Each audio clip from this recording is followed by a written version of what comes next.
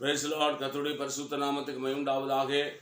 இந்த நாளுடைய ஆசீர்வாதத்துக்கு வேதவசனத்தை வாசிப்போம். அது 1 ராஜாக்களின் புஸ்தகம் 18ஆம் அதிகாரம் 36ஆம் வசனம்.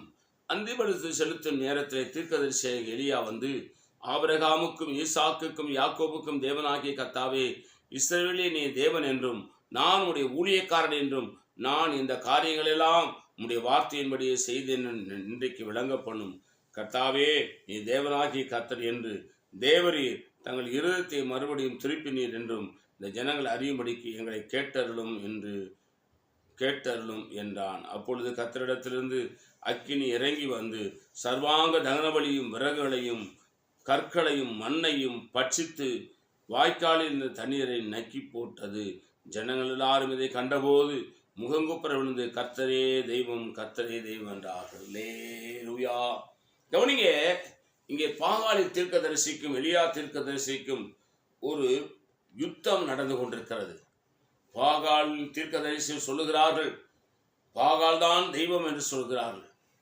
எலியா சொல்லுகிறான், கர்த்தர் தான் தெய்வம் என்று சொல்லுகிறான்.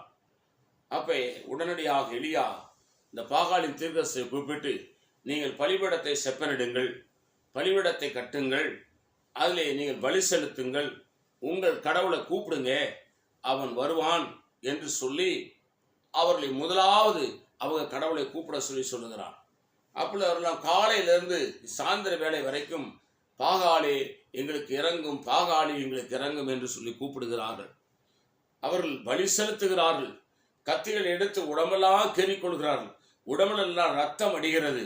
ஆனால் பாகாலின் சத்தம் கேட்கப்படவில்லை. பாகால் வரவில்லை. இதை கண்டவுடனே பலிபீடத்தை செப்பனிடுகிறான் எலியா.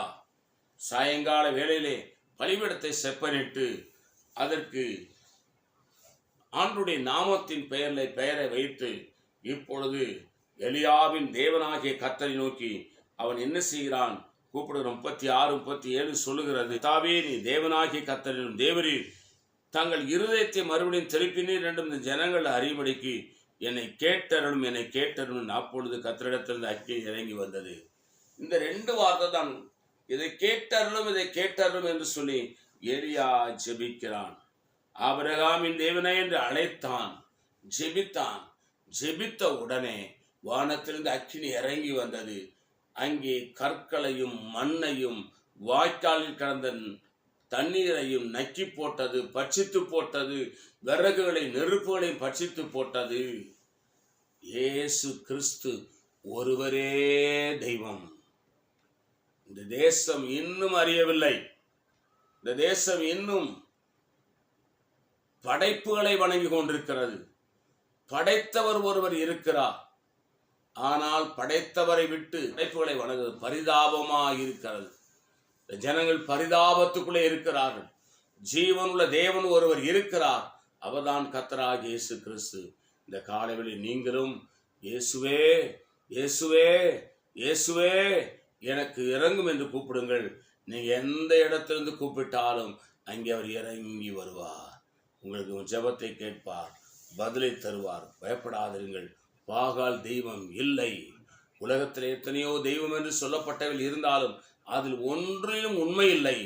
ஆனால் இயேசு கிறிஸ்து ஒருவரே மெய்யான தெய்வம், உண்மையுள்ள தெய்வம், ஜீவனுள்ள தெய்வம் என்பதை மறந்து விடாதீர்கள்.